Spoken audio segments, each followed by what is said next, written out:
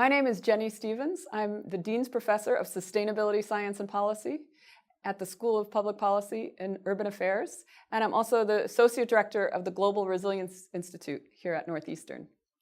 And my own specialty focuses on climate and energy resilience, and my background is really interdisciplinary at the interface of science, technology, and society, and public policy. So I have, my degrees are in environmental science and public policy, and then my graduate degrees are in environmental science and engineering. So I really integrate technology, policy, and social change.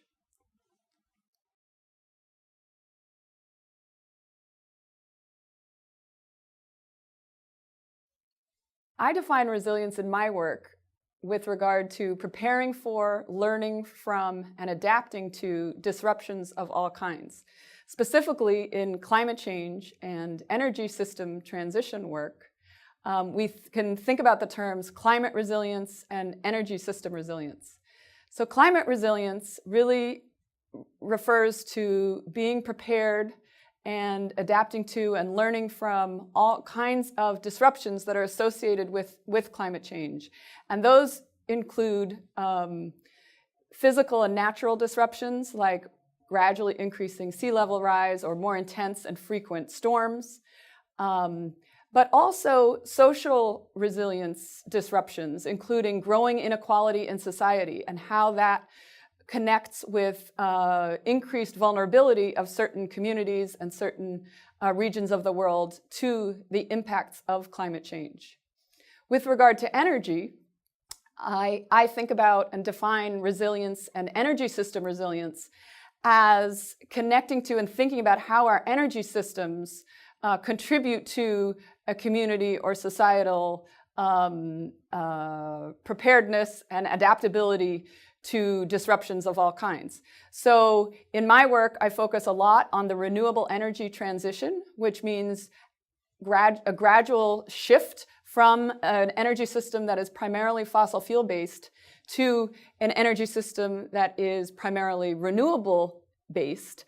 And when we think about that transition, there are all kinds of opportunities for enhancing resilience of individuals and communities and organizations and our governance systems, because the fossil fuel-based energy system has a very unequal distribution of power and wealth and extraction that leads to a lot of vulnerabilities of communities and individuals. Whereas with the renewable-based energy system, there is all kinds of potential for more internal strength and local capacity for being prepared and adapting to disruptions.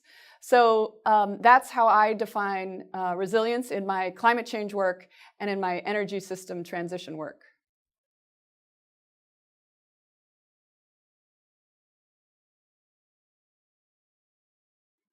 In considering the role of climate change in resilience planning, it is important to understand the spectrum of definitions of resilience as adapting to, learning from, and being prepared for disruptions of all kinds. Disruptions that are discrete, like a big storm, or disruptions that are slowly emerging disruptions, like rise in sea level or a long-term drought.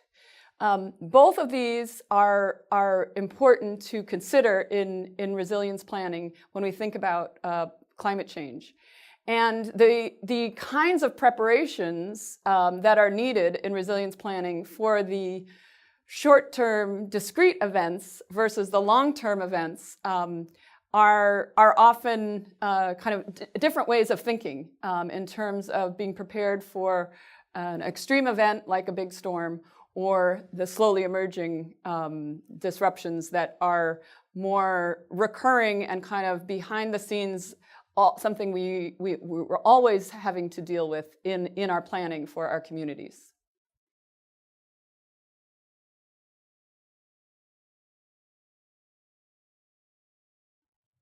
In considering the role of renewable energy in resilience planning, There is a broad spectrum of opportunities for energy system change toward more renewable-based systems to provide resilience of different kinds.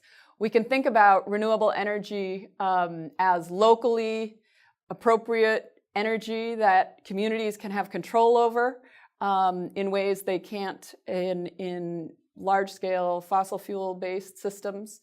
We can think about benefits in terms of resilience with renewable energy in terms of reliability.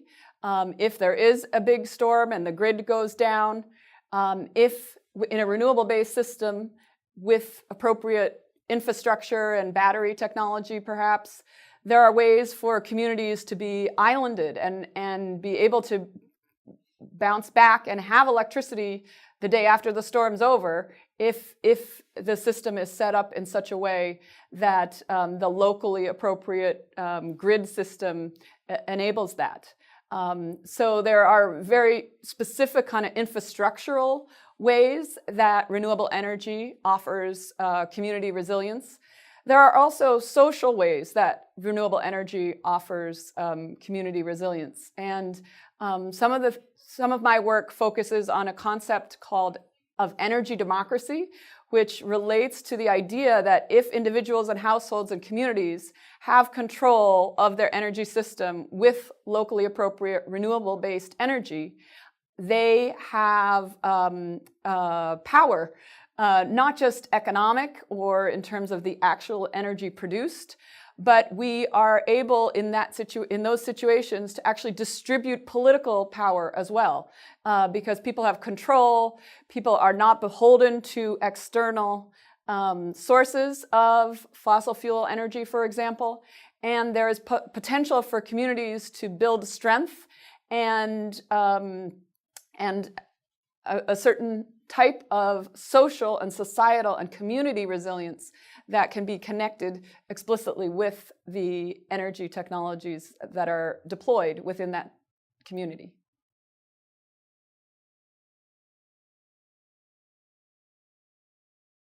Smart grid is a term that is really used to define a whole portfolio of different changes to the energy system. And I actually wrote a book about smart grid in which we explored different definitions of it. And one of the conclusions of our research was that different constituents are defining smart grid in different ways. So those who are more technologically oriented in thinking about energy systems, and so the engineers and the more technically oriented people are thinking about smart grid in terms of integrating communication technology, monitoring and measuring how much energy is being used, where the energy is flowing, how the electricity is being generated and how much is being demanded and used at the time, and trying to match up generation with energy consumption. And so a lot of the technical definitions of smart grid relate to transformations of the electricity system and the grid that integrate these technological developments of measuring and monitoring and understanding exactly what's happening throughout the energy system at any time. Environmental organizations and other advocates of social change and thinking about sustainability and environment are also thinking about smart grid very much in terms of a way for there not only to be technological change to make the grid more efficient and understanding how the power is being used and generated, but also thinking about how changes in the grid can actually change our culture and how we use and relate to and connect with our energy systems. And that relates to the potential of a smart meter, for example, in our house, which is a technology. If we were able to see how real time, how much electricity we are using and what each of our activities around the house are drawing, how much electricity each activity is drawing, we might make behavioral and cultural changes about how much and how we rely on energy and electricity in our homes. So there's also definitions and perceptions of the smart grid potential which are less about the technology, but also about how the technology can influence our behavior and our cultural assumptions about how much energy we use and how much we rely on our energy in our day-to-day activities and our energy practices. So there's a spectrum of definitions about smart grid. Some are more technologically oriented and thinking about technological innovations, and others are more socially oriented and thinking about social innovation in how the grid system itself, if we move to a smart grid that also has more distributed renewable energy, how can our communities and our households relate to and engage with energy in different ways? And so those are more about social innovations and social change associated with the grid. One other distinction that emerged in our research about the definition of smart grid, some people and some constituents and some stakeholders are thinking about smart grid innovation as kind of incremental change. Basically, the system will be similar, and most of us won't notice necessarily any big differences, but we will see shifts that just make everything more efficient and more well managed. So that's kind of like a vision of a smart grid system that is an incremental shift. There's other visions among some people of a more radical shift, and that smart grid, the potential of a smarter grid could actually radically transform our society so that we were using way less electricity and energy. We were having a much lower impact in terms of the environmental impact of our energy systems and greenhouse gas emissions. And we could potentially envision a more simpler society that isn't as energy intensive when we move to a smarter grid system that really envisions and promotes and encourages local control, local management, and local awareness about how much energy we are using for what purposes, and that in ways that could actually transform our society to overall use less energy. So that's some of the kind of more radical perspectives on what the definition of smart grid really could be. And as I mentioned at the beginning, there's really a broad spectrum of different perspectives on what specifically is the smart grid.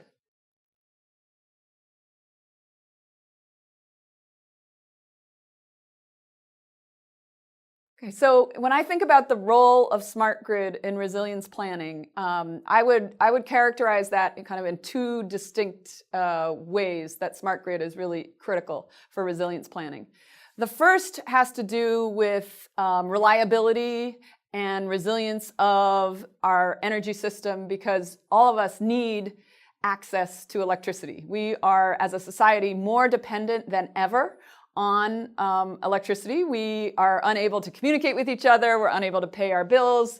We're unable to function our organizations without electricity, right? Without access to our electronic devices and all kinds of things. So we need access to electricity, and that's central to resilience.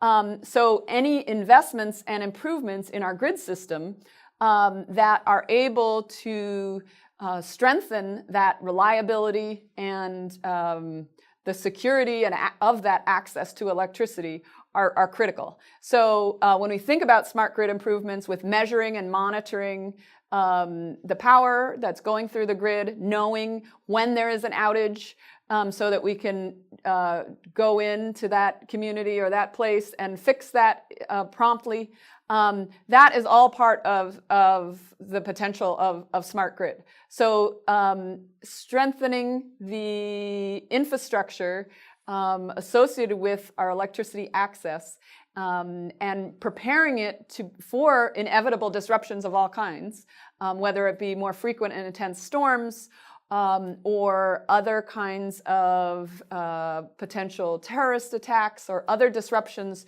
to our grid system. When we have systems and a smart grid system or smarter grid system that are ready to respond and adapt and then learn from those different kinds of disruptions, we are in a more resilient place in terms of our grid. So that's one category. The other category or way to think about the role of smart grid in resilience planning really has to do with climate resilience and climate mitigation as well. And so that's where the smart grid is actually essential for the renewable energy transition. In order for us to be able to wean ourselves off our fossil fuel reliance, we need more renewable-based energy systems, and we're only able to deploy more renewable-based energy systems with a smarter grid, a grid that is able to allow for renewable energy to enter into the grid at multiple different places in a distributed way. And when we're able to deploy more renewable energy with the help of smart grid infrastructure, thinking about smart grid infrastructure as critical to the integration of renewables into our electricity system, then we're able to move toward a society that is not producing as much greenhouse gases, not producing as much negative health impacts that are currently associated with fossil fuel burning, our fossil fuel dominant burning system, and also not contributing as much to the lack of resilience associated with fossil fuel extraction.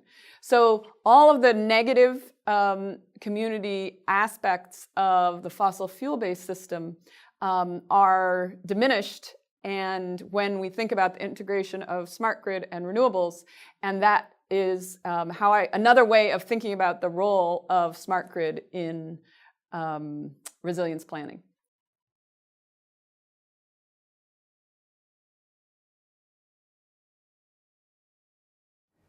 So there are multiple approaches to incentivizing renewable energy deployment, and there are, I guess one helpful way to think about it is kind of economic incentives and then also cultural incentives, which are less based on specific kind of dollar monetized value, even though that's how we tend to think about incentives.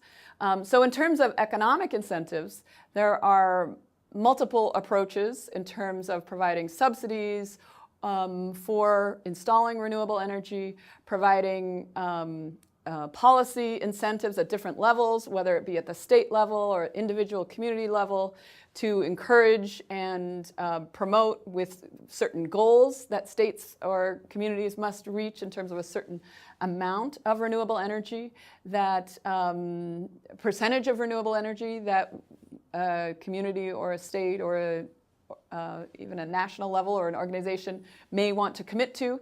So there are a whole host of those kinds of goal-oriented and economic incentives that are possible.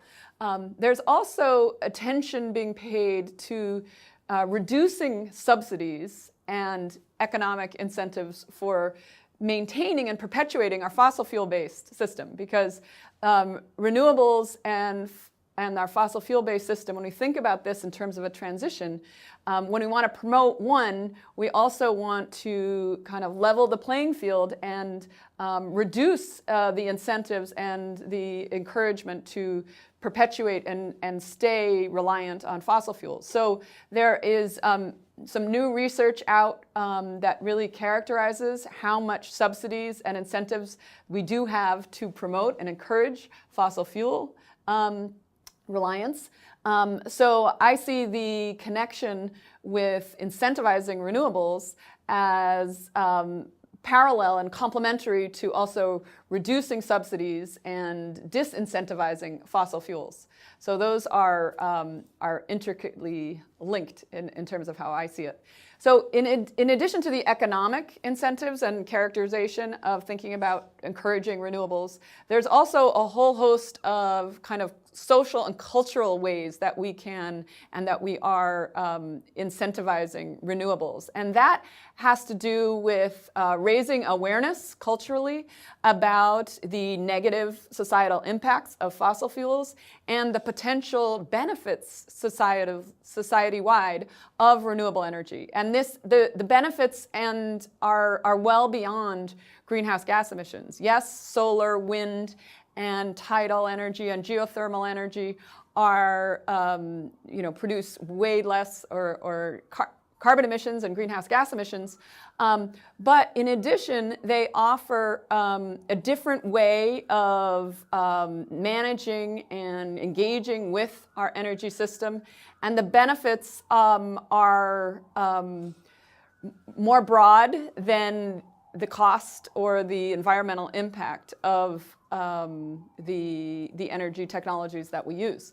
So energy education, learning about, increasing awareness about our energy systems and the benefits of a renewable-based system over a fossil fuel-based system provides additional cultural incentive to that also incentivizes renewables. And when communities, individuals, and organizations are aware of these benefits of renewable energy, people can make very different decisions. And one really important thing to think about with this transition from fossil fuels to renewables is that with a fossil fuel-based system, there's a limited amount of fossil fuels. So we are in competition with the fossil fuel resource, right? If you have a gallon of oil and I want a gallon of oil, we have to compete on the market, we have to compete in the world for that limited resource.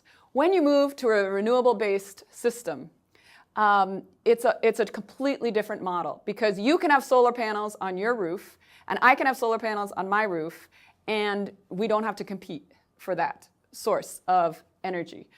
Renewables, that's the beauty of renewable energy. It really is renewable. The energy itself is going to keep coming no matter what we do. We just need to be able to harness that energy. And when we think about a world where we don't have to compete for our basic energy services, we can think about a world with less geopolitical conflicts. We can think about a world that is more secure. We can think about communities that have more direct empowerment in how they manage and deal with their energy system and other systems as well. So this very different model of not having to compete for energy in the same way as we have in our fossil fuel-based system, really opens up all kinds of possibilities for social benefits.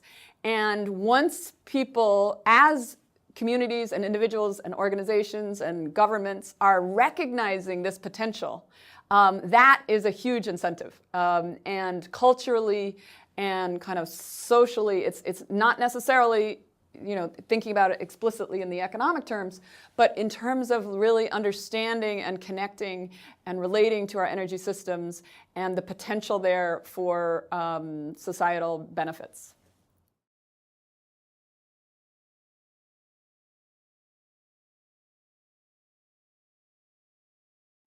So when I think about what community leaders can do to integrate sustainability into resilience planning, I would prioritize the longer-term thinking and the preparedness for the slowly emerging disruptions as well as the discrete sudden events.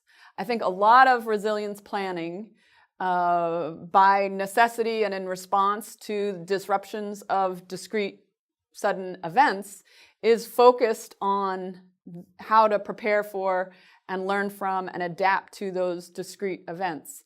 But I think it's really important for community leaders to be able to simultaneously integrate more longer-term planning into and preparedness and mechanisms for learning and adapting to these slowly emerging disruptions that are related to climate change and that are related to kind of this more harder to pinpoint disruptions that we know are inevitable in our communities.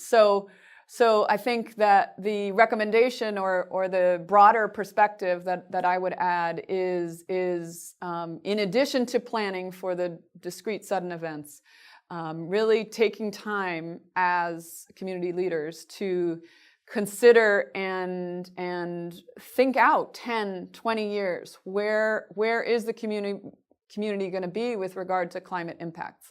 That's very challenging, and it often brings up really difficult questions, including whether or not some coastal communities, for example, may really need to, in 10, 20, 30 years, actually be thinking about coastal retreat, moving the community away from the coast. And that is something that's very hard for any community leader to think about, because we are all very connected to the communities that we're in. And we see examples of resilience planning where it's just really hard to go there, and nobody wants to admit that the community may in fact need to move. And because what does that mean for a community that has to move? It's no longer the same community, right? Our communities are very place-based. So that is the challenge. As climate disruptions and sea level rise become more prominent and more drastic in the future, which the science tells us that it's inevitable, that this is going to be impacting communities. Some communities, it's already impacting some communities.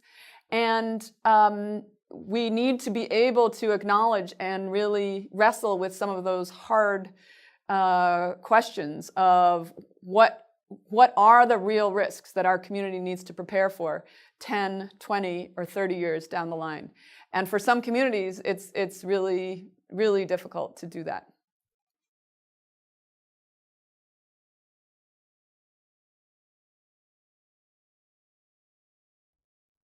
So with regard to trends in sustainability and renewable energy activities, we're seeing a steady decrease in the costs of renewable energy and an acceleration of deployment of renewable energy around the world.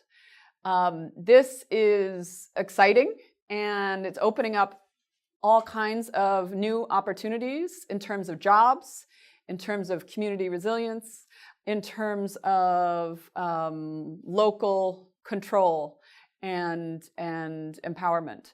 So in addition to those trends, in terms of rapidly decreasing cost of solar panels, for example, and rapid deployment of renewables of all kinds in different parts of the world. Obviously, the renewable energy deployment is happening in different parts of the world at different rates, but overall, there's very strong global trend in increase in deployment and jobs in the renewable energy sector.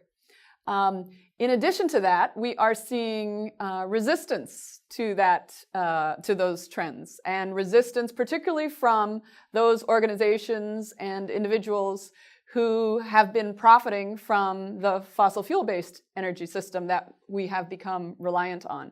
So we are at a point in human history where there's a lot of potential, a lot of momentum toward renewable energy and more sustainable energy systems, and that will continue, I have no doubt. And that the momentum is moving strongly, and there's acceleration there. At the same time, we are seeing, as I mentioned, some resistance to that, and we are in this unique position of kind of simultaneously seeing both strong resistance and this momentum. So over time, I'm confident that ultimately, definitely over some geologic time, we know that the fossil fuel resources are going to be no longer available to sufficient amounts. So we will be moving, and we will continue to be moving and transitioning toward renewable-based systems. And it's just a question right now in the current political realm of how fast and how we are going to, as a society, simultaneously acknowledge the benefits of transitioning to renewables, while also acknowledging the challenges of that transition to those who are directly benefiting from the legacy system. So that's kind of where we are, and the long-term trends that I see, and how that has impacts for community resilience and societal resilience is really acknowledging that bigger picture view. I think provides a very helpful framework for communities to make strategic decisions about being prepared for and positioned well for a future that will be more renewable based. And those communities that can engage with the renewable transition earlier on are going to be ultimately at an advantage to those communities and organizations that are more resistant and trying to hold on to a legacy system that we know is not sustainable and we cannot perpetuate. So again, just to wrap things up here in terms of thinking about the potential, is acknowledging that bigger picture landscape and the trends toward a transition from fossil fuel-based legacy system to a more renewable-based system, and engaging with that in a productive way for each community, that in a way that's appropriate for each community, will really lead to longer-term community resilience.